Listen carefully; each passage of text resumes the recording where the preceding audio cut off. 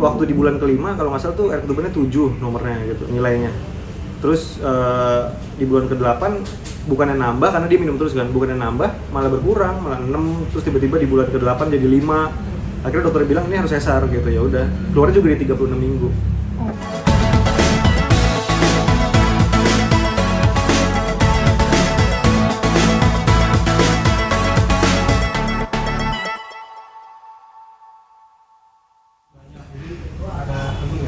Ya alhamdulillah ya, mudah-mudahan emang anak kan katanya bawa rezeki gitu ya. Ya semoga kedepannya juga ngasih rezeki terus, ngalir terus lah kerannya mudah-mudahan gitu. Yang pasti sih gue nggak mentingin kayak gitunya lah, gue mentingin anak gue sehat gitu, terus anak gue bisa membesarkan anak gue secara baik dan benar gitu aja sih. Di kepala gue sekarang itu aja dulu sih. Namanya Mas? Ya namanya kan Naiswari Istika Dia Kusmaji kan. Naiswari itu artinya? Naiswari itu anak yang berkata jujur, anak yang jujur lah intinya. Kalau Istika tuh anak yang berkeinginan maju. Jadi anak yang jujur berkeinginan maju gitu sih. Kalau dianya tuh bidadari. Kalau Kusmajinya dari nama belakang keluarga gue. Kemarin pengalaman menemani langsung istri mereka gimana? Iya,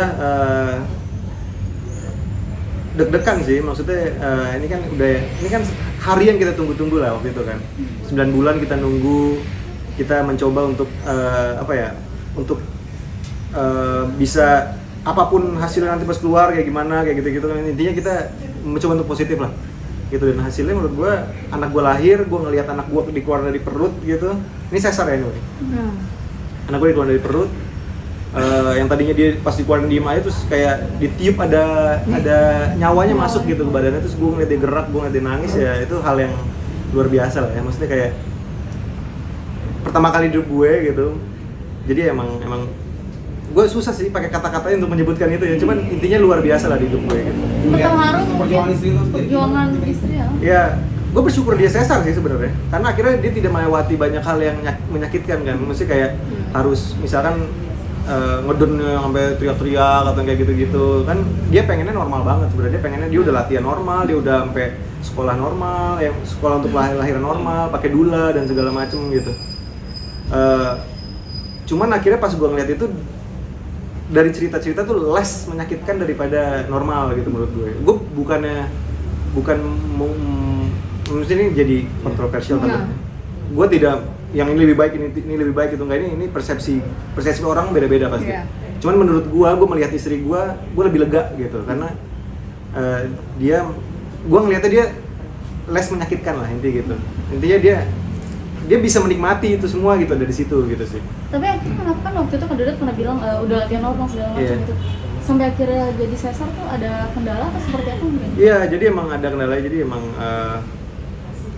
kalau kata dokternya sih, katanya ini kasus ke-12 katanya, yang emang kalau lagi hamil terus kena COVID, air ketubannya tuh berkurang gitu.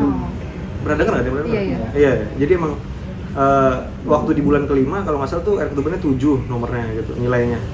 Terus di bulan ke-8 bukannya nambah karena dia minum terus kan, bukannya nambah malah berkurang, malah 6, terus tiba-tiba di bulan ke-8 jadi 5.